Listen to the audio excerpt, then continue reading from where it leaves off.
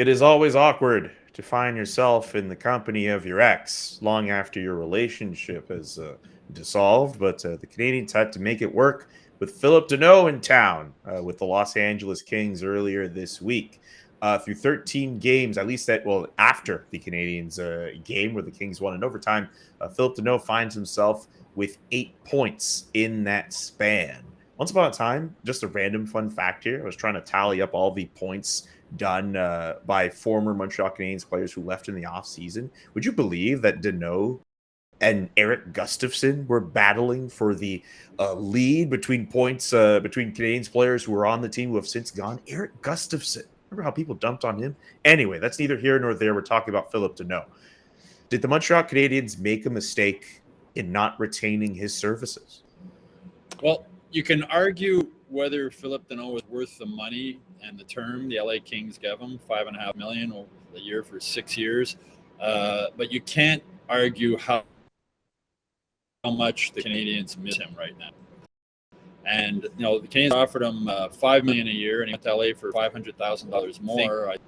It's probably worth the extra $500,000. Danault didn't want to leave Montreal when he had the offer from the Kings. He thought the Canadiens might counteroffer. They didn't. So Marc Bergevin obviously wanted to move on from him.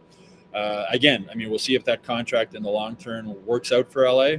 But I watched the game the other night, Toronto against LA, and Phillip Danault shut down Austin Matthews again, just like he did in the playoffs last year. Phillip Danault scored 2 goals and added an assist. Phillip Danault is winning almost 60% of his faceoffs this season. Phillip Danault is a really good hockey player. He's a 200-foot player. Ray Ferraro, who I think is best hockey analyst out there, said if Austin Matthews is worth $10 million a year, how much is a guy who can shut him down worth? So the Kings think that guy is worth $5.5 million, and the Kings have to think if they go into a playoffs and they end up playing the Edmonton Oilers, who can shut down Connor McDavid? Who's one of the few centermen in the NHL who can shut down Connor McDavid? His name is Phillip Danault. So the Canadiens' penalty kill is brutal without Phillip Danault. They rank last or second to last in faceoffs without Phillip Danault. We see the results on the ice. It's not all as Phillip Danault is gone, but they miss Phillip Danault. I don't think anybody can argue that point. There's a reason why the teammates all love Phillip Danault. There's a reason why when Max Pacioretty was here, we always wanted to play with Phillip Danault as his center after David Dyer left. And players want to play. Alexander Radulov wanted to play with Phillip Danault when he was here. So the players know what they're talking about, and they maybe appreciated Phillip Danault more than some of the Montreal fans did and Marc Bergevin did. Yeah, and let's face it, in hindsight, they probably are sorry they didn't get him signed. I mean, there's a classic example of a guy that plays the center ice very well in both ends of the rink, special team type guy. He does a lot of little things that contribute to a good hockey club, and it was actually nice to see the reception that he did receive. People recognize him as a very nice young man that enjoyed time in Montreal, and gave him a nice ovation. He's a missing ingredient, one of the ones that they could use right now. Good centermen are tough to find, and it's unfortunate but nature of the business, and you have to life goes on, and you got to deal with what you have and try and improve those guys in that position to pick up where he left off. And like I said, it's a business out there. Decision came down to him, decided to move on. Now Canadiens have to deal with that missing piece and pick up the slack. Yeah, I definitely think it was a mistake because they had no one to sort of fill in that role left behind from Phillip Danault. If you think about when Thomas Plekanec was coming the end of his career, he did a lot of the same stuff that Phillip Danault was able to do. So that hole was being filled by Phillip Danault, and now they have no one. And the center position going into the season was something everyone realized was an area that they were going to struggle in, and they don't have a solid player that is similar to him. Now, I also do think that Phillip Danault did not feel appreciated by the Montreal Canadiens organization, and I think part of that was that he was kind of getting, if you don't appreciate me, I'll find someone else who does, and that was the LA Kings, and he was able to move on. But I think that Marc Bergevin should have had a plan B for that whole left behind from Danault. Yeah, Christian Dvorak? I don't think he could do the same kind of shutdown role as Phillip Danault, that he's a veteran centerman, definitely, but he can't shut down key players like Austin Matthews, Connor McDavid.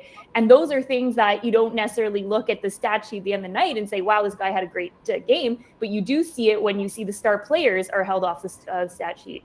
Yeah, what really upset Phillip Danault was when it must have been the Canadiens who leaked that he had turned down that contract offer during the offseason, 2 off seasons ago.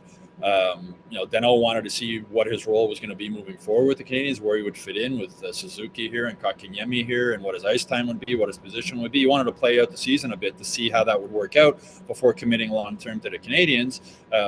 Maybe Marc Bergevin was upset he didn't take the offer. It got leaked to the media. It obviously weighed on Danault. He got his first goal last season in his 25th game. He's already got 3 goals this season. I mean, nobody misses Danault more than Brendan Gallagher.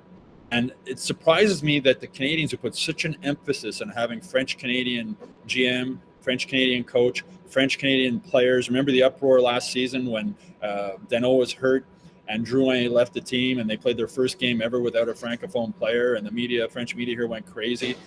And then they let Phillip Danault leave. And then they go out and sign Paquette and Perreault and Savard to fill that. Like, they basically, and Jeff Molson, I'm sure, said to Bergevin, this is never going to happen again, that we're going to play a game without a Francophone player. So they went out in the offseason and got those 3 guys, but they left the best Francophone player they had and let him leave. And it's confusing that in a team that puts such an emphasis on that they would let a guy like Phillip Danault walk. So, but I'm happy for Phillip Danault. I'm sure he's happy in LA. He's got a nice beach house in Manhattan Beach, and his wife is pregnant again, and baby number 2. So life is pretty good for Phillip Danault right now, and a lot better than life is for the Montreal Canadiens.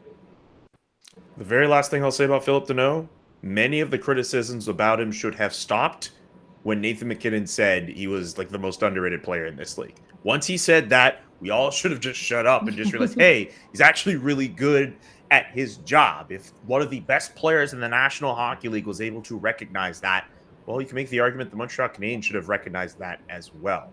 Let us know in the comments section what you think about Phillip Danault and his new digs in Los Angeles, and whether or not the Montreal Canadiens should have found a way to keep the center. Also, subscribe to the YouTube page, subscribe to the Hockey Inside Out newsletter, and visit hockeyinsideout.com to watch our full episode.